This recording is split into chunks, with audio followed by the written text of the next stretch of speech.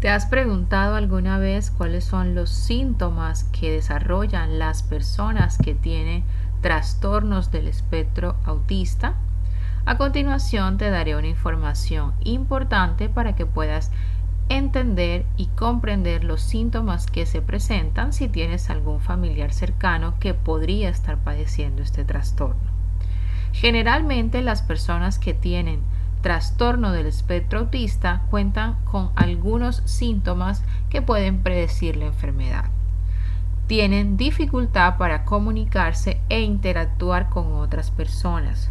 Sus intereses suelen ser limitados y suelen tener comportamientos repetitivos. Por supuesto, estos síntomas afectan su capacidad para desempeñarse en ámbitos como la escuela, el trabajo o en sus relaciones interpersonales. Pero, ¿por qué se utiliza el término espectro? Se habla de espectro para describir el autismo porque existe una amplia variación en el tipo y la gravedad de los síntomas que tienen las personas que padecen este tipo de trastornos. Los trastornos del espectro autista afectan a personas de todos los géneros, grupos étnicos y económicos. Si bien pueden durar toda la vida, los tratamientos y los servicios pueden mejorar los síntomas y la capacidad de funcionamiento de las personas que lo padecen. ¿Cuáles son los señales o los síntomas del trastorno del espectro autista? Generalmente en las personas que han sido diagnosticadas con este tipo de trastorno se pueden encontrar alteraciones a nivel del comportamiento, la comunicación y la interacción social. Por ejemplo, suelen ser personas que tienen o establecen poco contacto visual o suelen hacerlo de manera inconsistente o intermitente.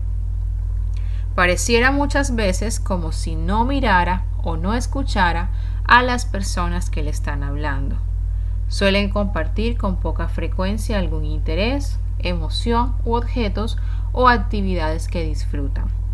No responden o demoran en responder cuando se les llama por su nombre o mediante otros intentos verbales en búsqueda de captar su atención.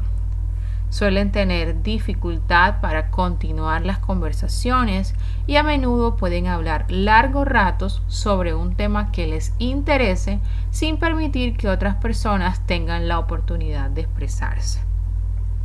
Además, pueden tener expresiones faciales, movimientos o gestos que no coinciden con la información que están transmitiendo de manera verbal. Suelen tener un tono inusual de voz que puede sonar como si estuvieran cantando, un tono monótono o incluso similar a la de un robot.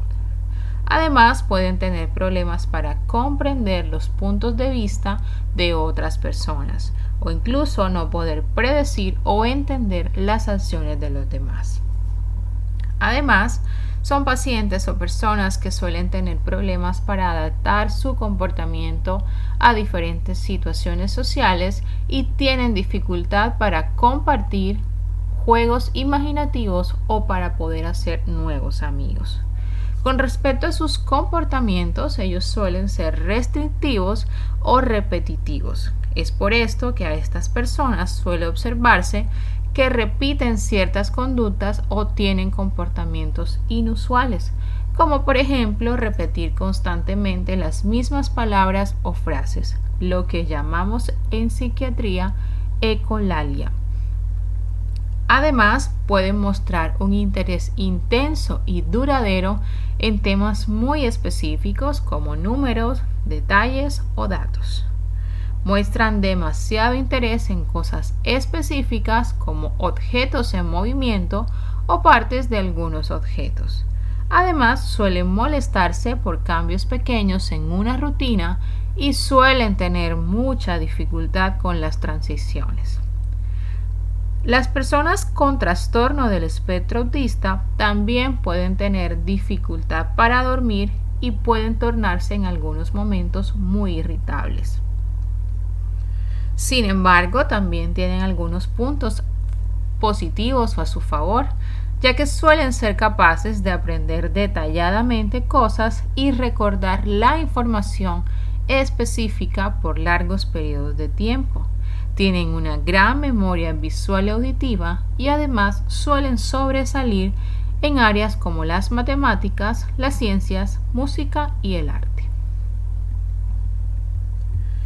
Aún no se conoce con certeza cuáles son las causas primordiales de los trastornos del espectro autista, pero existen algunas investigaciones o estudios que sugieren que los genes tienen o cumplen un papel importante, pues pueden interactuar con las influencias del entorno para afectar el desarrollo en formas que dan origen al autismo.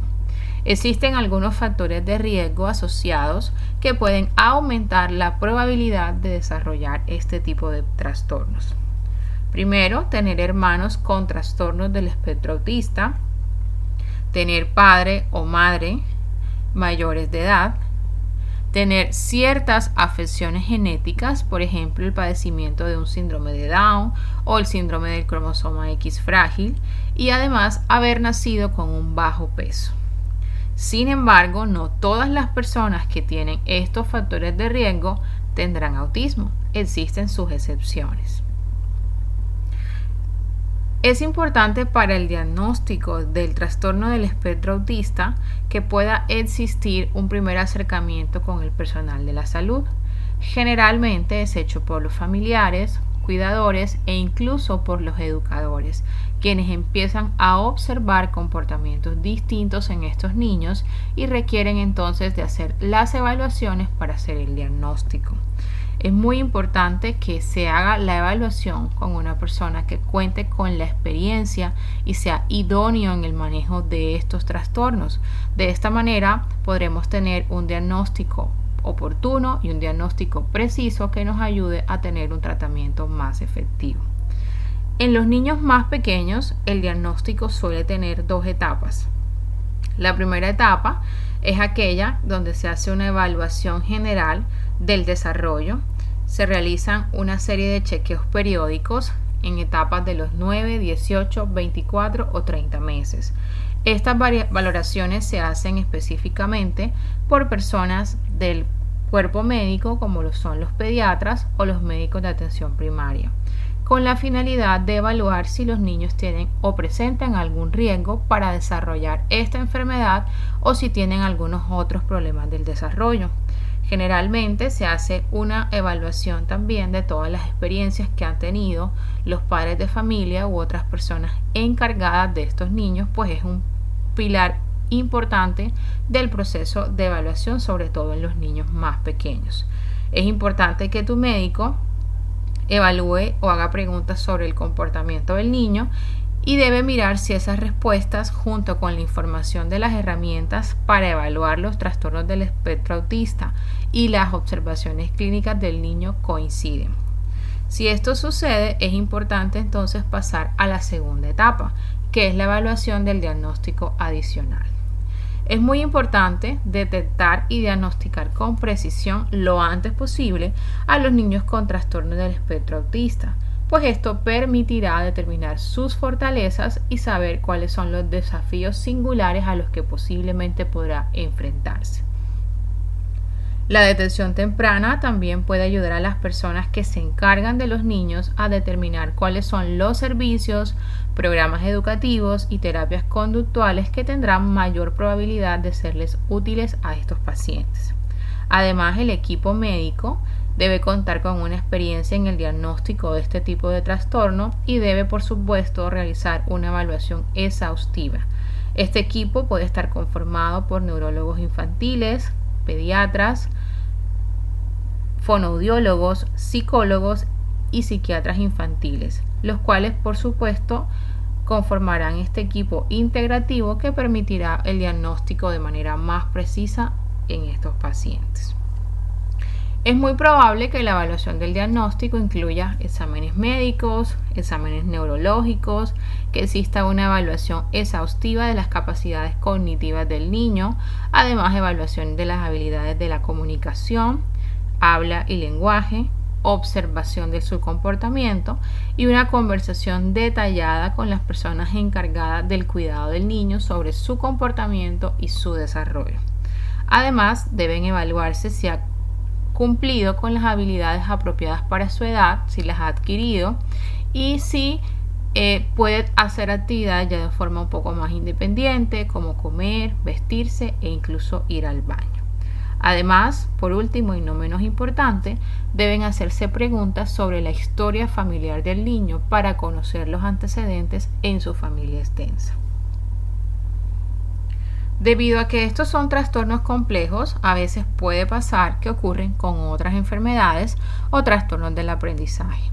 Es por eso que la evaluación completa puede incluir además exámenes de sangre y una prueba de audición. El diagnóstico formal y las recomendaciones para el tratamiento se basarán en los resultados de esta segunda evaluación.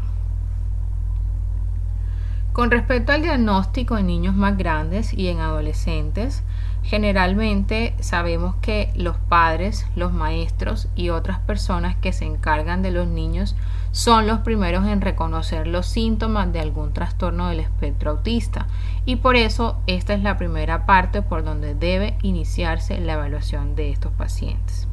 El equipo de educación especial de la escuela podría realizar una evaluación inicial y luego recomendar que estos niños vean a su pediatra o a su médico en atención primaria, que esté especializado en este tipo de trastornos para que exista la evaluación inicial de la que hablamos anteriormente.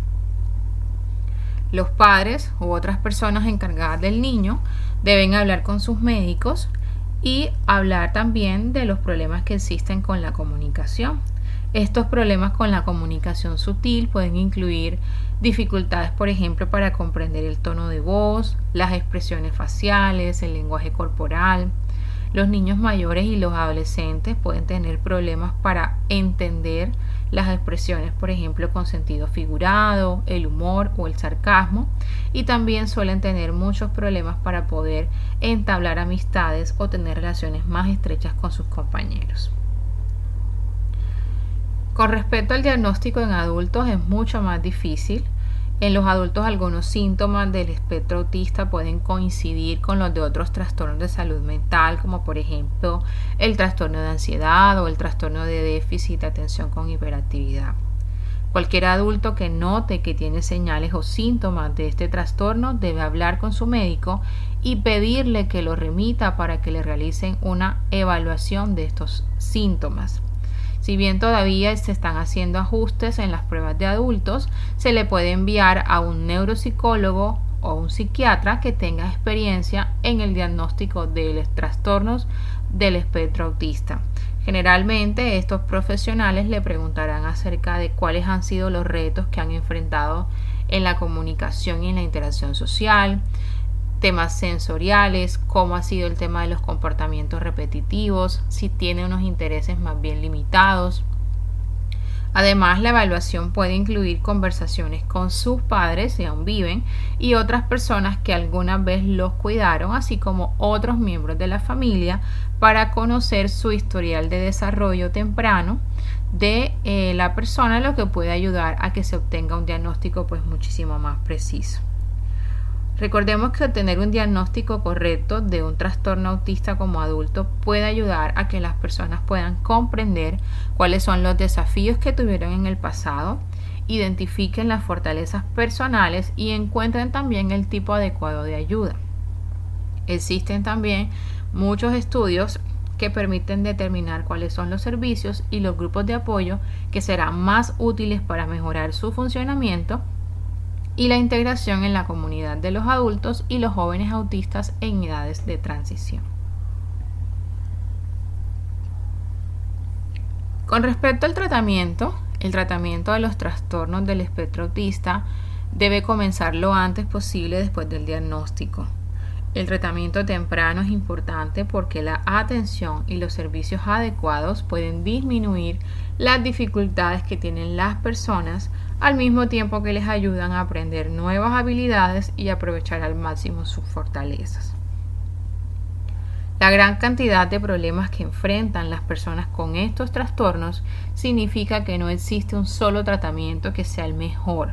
Trabajar en estrecha colaboración con tu médico es importante para encontrar la mejor combinación de tratamientos y de servicios. Tu médico puede recetar medicamentos para tratar algunos síntomas en específico. Por ejemplo, se podrían manejar síntomas como la irritabilidad, comportamientos repetitivos, hiperactividad, déficit en la atención y síntomas asociados a la ansiedad y la depresión. Es posible que se remitan a las personas con estos trastornos también para que puedan recibir intervenciones conductuales, psicológicas, educativas o para el desarrollo de habilidades. Por lo general, estos programas están muy bien estructurados y son de corte intensivo y además pueden involucrar a padres de familia, hermanos o personas que estén encargadas de su cuidado, así como otros miembros de la familia. Estos programas buscan básicamente que se pueda aprender habilidades sociales y de comunicación, además del lenguaje, reducir los comportamientos que interfieren con el funcionamiento diario, aumentar o robustecer las fortalezas ya existentes y aprender habilidades que sean necesarias para vivir de manera independiente. Recuerda que lo más importante es el diagnóstico oportuno.